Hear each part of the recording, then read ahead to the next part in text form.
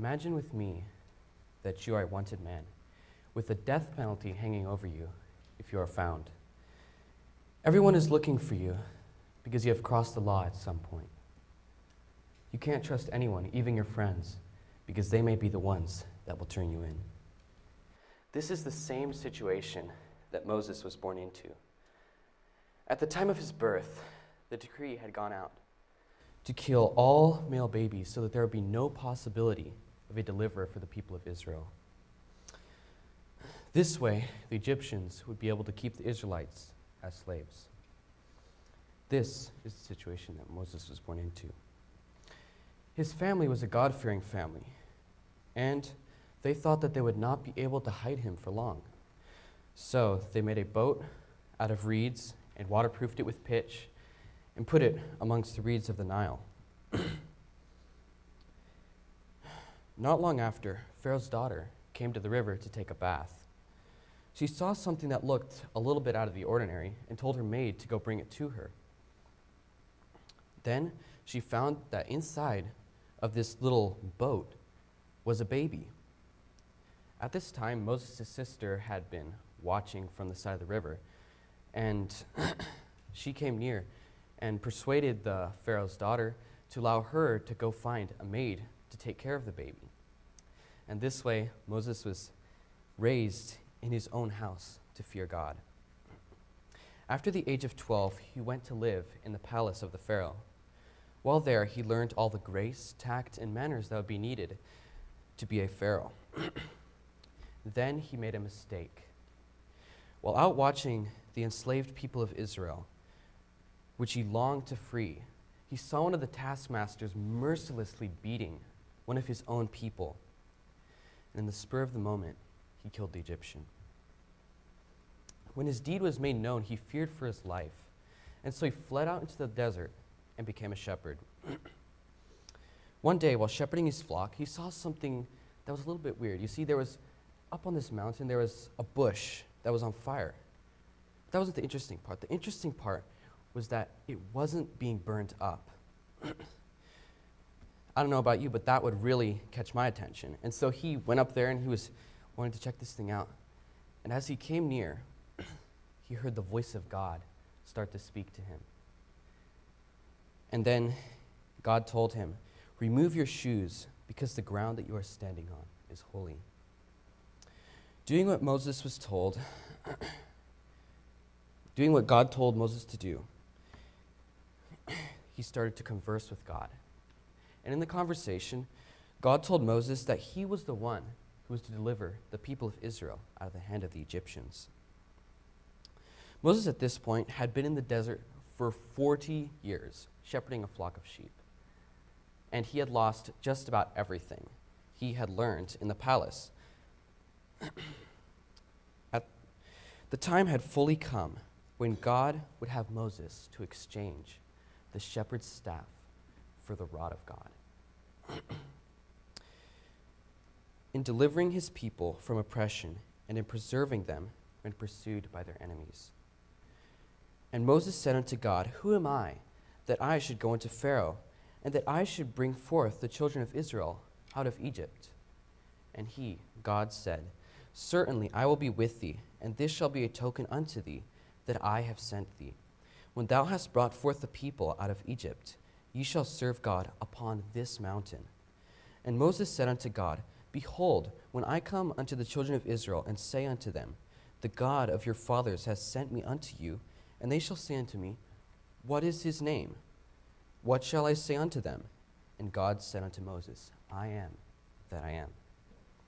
The Spirit of prophecy says, Moses did not expect that this was the manner in which the Lord would use him to deliver Israel from Egypt. He thought that it would be by warfare, and when the Lord made known to him that he must stand before Pharaoh and in his name demand that the Israelites be let go, he shrank from the task. Moses would have preferred to stand at the head of Israel as a general and make war against the Egyptians. But this was not God's plan. He would be magnified before his people and teach not only them, but the Egyptians that God has the power to save and to destroy. Moses was overwhelmed by this proposal. He had largely forgotten the language that would be needed for the job, not to mention the manners, protocol, and methods of speech. Because of the nature of his work out in the desert, he was not able to keep up all that he had learned. He thought that someone else would be far better suited for the job. Because of all these things, he believed that someone else would be better than he. But God did not leave him there. He kept working on him until Moses could fight no longer. Moses finally gave in, but not until he was, like Jacob, given the assurance of God's blessing.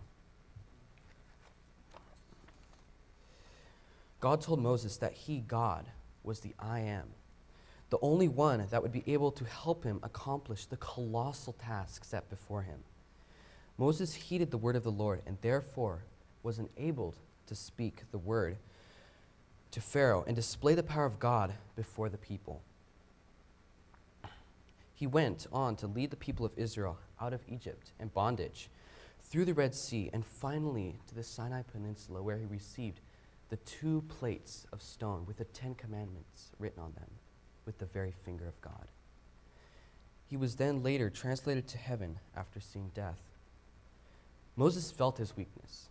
He felt the importance of the great work committed to him.